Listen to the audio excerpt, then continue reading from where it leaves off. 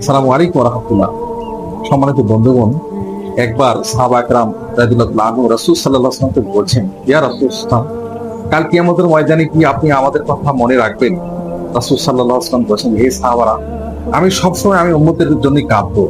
অন্যান্য নবীরা যখন নাফসি নাফসি বলে কাঁদতে থাকবে, আমিও সবসময় ইয়া হাব্বি উম্মতি বলে কাঁদবো। কিন্তু তিনটা সময় আমি সবাইকে ভুলে যাব। একটা হচ্ছে ফুলসিরাতের কিনারে যখন সূক্ষ্ম চুলের মতো একটা বস্তু দিয়ে পার হতে হবে নিচে জাহান্নাম, সেই জায়গায় আমি সবাইকে ভুলে যাব। আর একটা হলো যখন মানুষের নেকি পণ্য যখন ওজন করা হবে, সেই জায়গায়ও আমি সবাইকে ভুলে যাব। আর একটা হলো যে যখন মানুষের আমল নামাজ ছেড়ে দেওয়া হবে, সব আমলগুলা মানুষের সামনে যখন উপস্থাপন করা হবে, বলা হবে ইকরা কিতাবাকা কাফা বিনাফসিকা ইয়াওমা আলাইকা হাসিবা, বলো তোমার আমল নামা আজকে বিচারের জন্য নিজেই যথেষ্ট। তখন এই আমি ভুলে যাব সবাই।